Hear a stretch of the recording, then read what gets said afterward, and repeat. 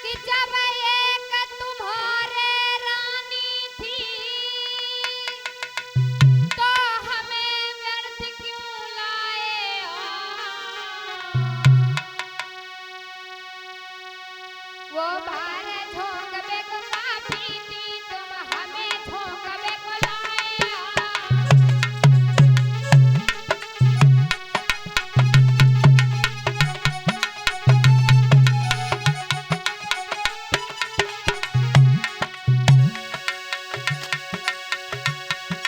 जब एक तुम्हारे रानी थी तो हमें व्यर्थ क्यों लाए हो। वो भोग करने को काफी थी हमें भार झोंकबे के लाए हो।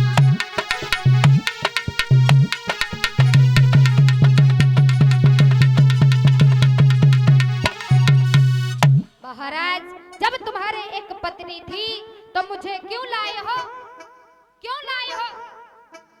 मेरे साथ में तुम्हें विवाह नहीं करना था, नहीं समझ में आया, विचार हुआ। राजा कहने लगे इसमें गलती हमारी नहीं है, बड़ी रानी को बुलाओ।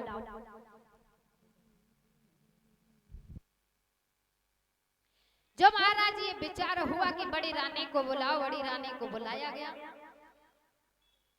सुनीति ने आकर के कहा बहन क्या बात है, चलो घर में। तुम्हें ये नहीं पता है कि ये राजाओं का महल है और राजाओं की बातों को घर में किया करो, यहाँ पे शोभा नहीं देता है।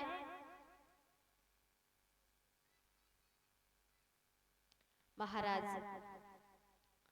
जो सुनीति ने इतनी बात कही तो सुरुचि कहने लगी पागल हो गई हो क्या, तुम जब घर में थी तो तुमने अपने पति का दूसरा विवाह क्यों करवाया, क्यों करवाया दूसरा विवाह।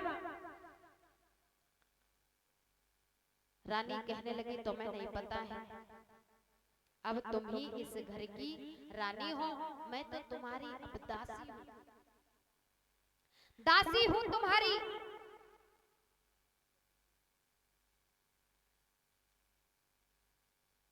जो इतनी बात कही तो सुरुचि कहने लगी मैं तुम्हारे साथ में तो हरगिज नहीं जाऊंगी, और तुम अगर इस महल में रही तो मैं इन महलों के अंदर अपना कदम भी नहीं रखूंगी।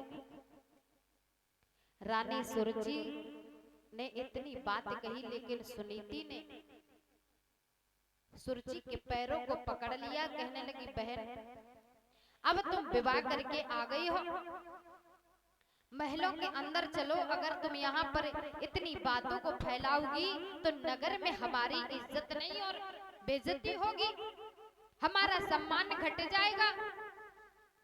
अरे तुम्हारी क्या इज्जत है, जब तुमने अपने पति का दूसरा विवाह करवा दिया तो तुम्हारी क्या इज्जत है।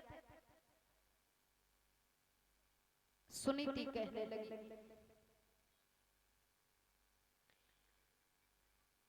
जब इतनी बातों को सुनीति ने कहा तो महाराज सुरुचि ने क्या किया है, पैरों को जब पकड़ लिया सुनीति ने तो सुरुचि ने पीठ पर लात मार करके धक्का दे दिया, कहने लगी अगर तू इस घर में रही तो मैं इस घर में अपना कदम भी नहीं बढ़ाऊंगी। सुनीति कहने लगी है बहन कि मेरी पीठ पे मार